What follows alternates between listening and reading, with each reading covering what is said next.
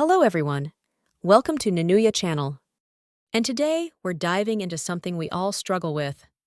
How to force your brain to do hard things. Whether it's studying, exercising, having difficult conversations, or starting that project you've been avoiding. Our brains are wired for survival, not success. They crave comfort, predictability, and reward. So when you think about doing something difficult, like waking up at 5 a.m. to work out, tackling a tough assignment, or confronting your fears, your brain naturally resists. It's not because you're lazy, it's because your brain is trying to protect you from discomfort, stress, and potential failure. Let me share a quick story. A few years ago, I set out to train for a half marathon. On the first day, I was pumped. But the second day, I woke up sore, tired, and unmotivated. My brain said, "Skip it. You've earned a rest." That voice got louder every time things got tough. But I pushed through by focusing only on the next small step, just putting on my shoes, then just getting out the door. One step at a time, I built momentum and ran 21 kilometers after 3 months. The biggest battle wasn't physical, it was mental. Every morning, I had to fight the internal resistance, the voice saying it was okay to quit. But each time I didn't, that voice got quieter. Eventually, the habit took over. And that's the secret. Train the brain to act before it argues.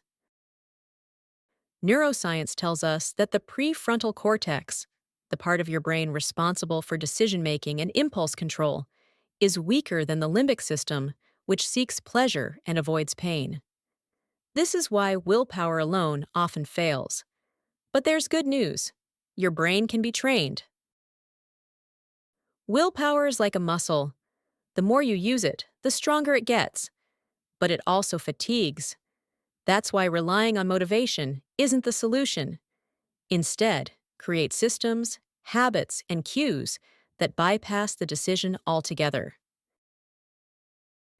Research by psychologist Roy Baumeister shows that decision fatigue is real. The more choices you have to make, the more your willpower drains. That's why routines are powerful. They eliminate the need to decide. You just do. It's not about discipline in the moment. It's about building structure that supports action. The 5-second rule, Mel Robbins. Count down 5, 4, 3, 2, 1 and move. This interrupts your brain's autopilot and shifts you into action before doubt creeps in. Micro commitments. Break tasks into the smallest possible steps. Don't say, "I'm going to write a novel." Say, "I'll write for 5 minutes." The momentum builds once you begin. Create identity-based habits. Tell yourself, "I'm the kind of person who does hard things." The more you believe this, the more consistent your actions will be. Over time, your actions reinforce that belief. Control your environment. Remove distractions and set up cues that push you forward. Lay out your workout clothes. Set a timer. Put your phone in another room. Make it harder to quit and easier to begin. Reward the process, not just the outcome. Celebrate small wins. Every time you follow through, you're teaching your brain that effort is worth it.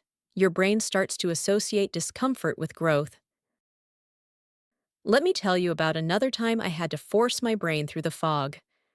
I was writing my thesis, deadlines looming, brain tired, and the comfort of Netflix calling my name. I didn't feel motivated, but I used a timer. 25 minutes of work, 5 minutes of rest. I repeated this for hours. At first, it felt like crawling through mental quicksand. The words came slow, and the urge to procrastinate was strong. But once I got through the first 25-minute session, the next one was easier. I tricked my brain by saying, "Just one more round." Before I knew it, hours had passed, and real progress was made. I learned something important. Showing up is often the hardest part. Once you begin, momentum kicks in. And when the brain realizes it can push past resistance, it adapts. Now, here's an amazing insight I want to share from my friend Vinay. He said something that really stuck with me. Push yourself to do the initial few percentage of the task in such a way that you'll be compelled to finish the rest. Vinay shared how he lost 15 kilograms in just 2.5 months, not by joining a gym or fitness class, but simply by jogging on the road every day. Here's the catch. He jogged 3.5 kilometers away from home and had no choice but to jog back those same 3.5 kilometers to get home. That made it 7 kilometers every day. If he had jogged in a park or a ground, his mind would have convinced his body to stop after the first 3.5 kilometers because of fatigue. But by making the route where he had to jog back to reach home on time, because he had to get ready for class by 7:30 a.m., he forced himself to complete the whole distance. No excuses, no shortcuts. That's a brilliant example of setting up your environment and task so you have to follow through, even when your brain tries to talk you out of it. Here's the takeaway. Your brain will always try to take the easy way out.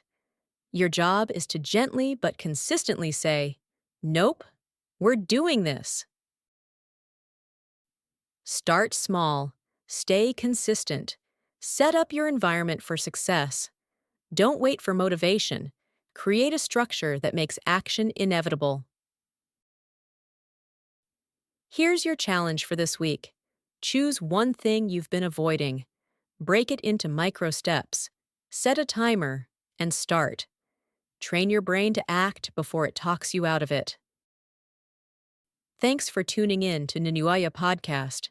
If this episode helped you, subscribe, share it with someone who's struggling to get started. Follow us for more practical tips to rewire your brain for strength and resilience. Until next time, keep going, keep growing.